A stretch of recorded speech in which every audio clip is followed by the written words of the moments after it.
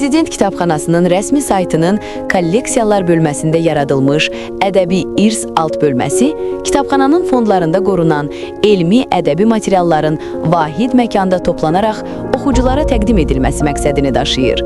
Bu kolleksiya vasitəsilə Azərbaycanın zəngin elmi və ədəbi irsi sistemli, ardıcıl və əlçatan formada ictimaiyyətə çatdırılır. Ədəbi irs alt bölməsi tədqiqatçılar, ədəbiyyatşünaslar, tələbələr və geniş oxucu auditoriyası üçün etibarlı, sistemləşdirilmiş və istifadəsi rahat mənbə kimi nəzərdə tutulub. Bu alt bölmədə görkəmli yazıcı, şair, alim və mütəvəkkirlərin əsərləri toplanaraq vahid məkanda təqdim edilir.